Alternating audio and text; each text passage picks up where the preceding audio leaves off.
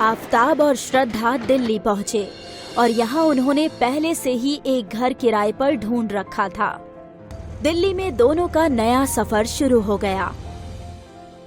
अब सब कुछ ठीक हो जाएगा, हम दोनों की जिंदगी बहुत अच्छी होगी। हाँ, I love you Shraddha. I love you too. Delhi में भी दोनों लिव इन रिलेशनशिप में रह रहे थे। आफताब अपने जॉब पर जाने लगा और श्रद्धा भी इंटरव्यू देने लगी। कुछ ही हफ्तों में श्रद्धा को भी जॉब मिल गई। श्रद्धा खुश थी, उसे लग रहा था कि सब कुछ सही हो रहा है। आफताब श्रद्धा को दिल्ली के अलग अलग जगह घूमने ले जाया करता था। कुछ दिनों तक उनकी जिंदगी बहुत अच्छी कटी। फिर एक दिन श्रद्धा फोन पर बात कर रही थी। हंस हंस के आफताब को शक हो गया कि कहीं कोई लड़का तो नहीं। आफताब ने तुरंत श्रद्धा का फोन छीना और चेक किया। फोन पर श्रद्धा की बेस्ट फ्रेंड थी। श्रद्धा को ये बात खटकी और उसने फोन रख दिया। ये सब क्या है? तुम्हें अब भी मुझ पर शक है? नहीं, बस चेक कर रहा था। चेक? पर क्यों?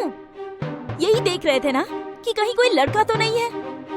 मुझे अगर किसी और लड़के से बात ही करनी होती तो मैं यहाँ तुम्हारे साथ दिल्ली थोड़ी आती। सॉरी, मैंने तुम पर फिर से शक किया, पर मैं क्या करूं? मुझे डर है कि कहीं तुम मुझे छोड़कर ना चली जाओ। मैं क्यों तुम्हें छोड़कर जाऊंगी बेवकूफ? आफताब रोती हुई सूरत बनाकर श्रद्धा से लिपट गया।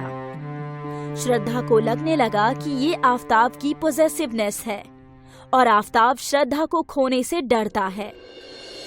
अचानक एक रात श्रद्धा उठी तो उसने देखा कि आफताब अपने फोन पर किसी से बातें कर रहा था और श्रद्धा को देखकर तुरंत उसने फोन काट दिया।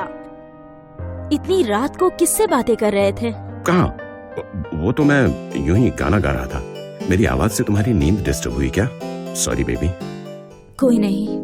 श्रद्धा को यकीन था कि आफताब किसी से फोन पर बात कर रहा था, तो फिर उसने झूठ क्यों बोला? अगले दिन श्रद्धा के फोन में नेटवर्क नहीं था। बेबी, मुझे तुम्हारा फोन दो ना। मेरा? क्यों? मुझे ऑफिस में फोन करके इन्फॉर्म करना है, पर मेरे फोन में नेटवर्क ही नहीं है। आज जाकर ये सिम कार्ड भी बदलवाना है। आफताब ने डरते डरते श्रद्धा को अपना फोन दिया। श्रद्धा ने किसी को फोन लगाया, पर पूरा समय आफताब उसके पास ही था, इस फिराक में कि कब वो श्रद्धा से फोन छीन सके। ऐसा क्या था उसके फोन में जो वो श्रद्धा से फोन छिपाना चाहता था? धीरे धीरे श्रद्धा समझ चुकी थी कि आफताब उससे कुछ छुपा रहा है। जब भी वो उसके पास जाती तो वो फोन बंद कर देता। क्या बात है, तुम अपना फोन क्यों छुपा रहे हो? कुछ नहीं, वो मेरे दोस्त व्हाट्सएप ग्रुप पे कुछ भी भेजते हैं ना, यू नो ना लड़के कैसे होते हैं। मुझे लगा तुम गुस्सा करोगी, इसलिए तुमसे फोन छुपा रहा था। बस इतनी सी बात? मुझे लगा। क्या? कुछ नहीं। इसी दौरान कोरोना के कारण लॉकडाउन लग चुका था। श्रद्धा और आफताब दोनों वर्क फ्रॉम होम कर रहे थे और अक्सर उनके बीच लड़ाइयाँ होने लगी। एक दिन श्रद्धा को कॉल आया कि उसकी मम्मी नहीं रही। कोरोना के कारण उनका देहांत हो गया।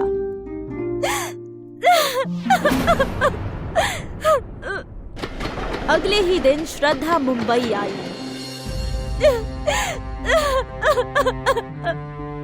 माँ का अंतिम संस्कार हुआ, सारे कार्य पूर्ण हुए। श्रद्धा अपने घर पर लगभग 14 दिन तक थी और फिर वो वापस जाने के लिए तैयारियां करने लगी। रुक जा बेटी, अब तेरी माँ भी नहीं रही, कम से कम अब तो इस बाप की बात सुन ले, उस मुसलमान लड़के का साथ छोड़ दे। नहीं पापा, आफताब बहुत अच्छा है, मैं उसके साथ ही जिंदगी गुजारना चाहती हूँ, वो मुझे बहुत खुश रखेगा। ठीक है, तो कम से कम उससे शादी तो कर ले, ऐसे बिना शादी के उसके साथ मत रह। ठीक है पापा। श्रद्धा मुंबई से दिल्ली वापस लौट आई और यहाँ आते ही श्रद्धा ने देखा कि आफताब कुछ अलग बर्ताव कर रहा है। उसे वापस आकर कुछ दिन बीत गए। क्या हुआ? क्या हुआ? तुम पहले जैसे नहीं रहे। पहले मेरे बिना तुम्हारा एक दिन भी नहीं बीतता था, और जब से मैं वापस आई हूँ तुम मेरे साथ टाइम स्पेंड ही नहीं कर रहे। ऐसा कुछ नहीं है, मुझे लगा अभी तुम्हारी मॉम की डेथ हुई है तो तुम्हें थोड़ा स्पेस दे दूं, बस इसीलिए तुमसे दूर था बेबी। आफताब ने श्रद्धा को गले तो लगा लिया, लेकिन ये हक पहले के जैसा नहीं था। श्रद्धा समझ चुकी थी कि कुछ तो गड़बड़ है। बेबी, हम शादी कब करेंगे? शादी? हाँ, शादी। हम कब तक यूं ही एक साथ रहेंगे? हमें कभी ना कभी शादी तो करनी होगी ना? हाँ, कर लेंगे। अभी हमारी उम्र ही क्या है? मेरे सारे छोटे कजिन्स की शादियां हो चुकी हैं और मैं बड़ी हूँ उनसे। अच्छा, तुम्हें देखकर कौन बोलेगा कि तुम उनसे बड़ी हो? इस दिन के बाद कई बार श्रद्धा ने शादी करने की बात छेड़ी और हर बार आफताब बात टाल देता था। क्या आफताब मुझसे शादी नहीं करेगा? क्या वो सिर्फ मेरा इस्तेमाल कर रहा है? इस बात को लेकर श्रद्धा आफताब में झगड़े होने लगे। तुम मुझे ये बताओ कि तुम मुझसे शादी करोगे भी या नहीं? बेबी, ये सब तुम क्या लेकर बैठी हो? मैंने तुम्हें बताया ना, हमारी शादी करने की उम्र नहीं है। अच्छा, लिव इन रिलेशनशिप की उम्र है और शादी की नहीं है ना? साफ साफ बोलो ना कि तुम मुझसे शादी करना ही नहीं चाहते हो। ऐसी बात नहीं है। तो बोलो क्या बात है, या मैं सिर्फ तुम्हारे साथ सोने के लिए हूँ? इस बात पर आफताब को गुस्सा आ गया और उसने एक बार फिर श्रद्धा के ऊपर हाथ उठाया।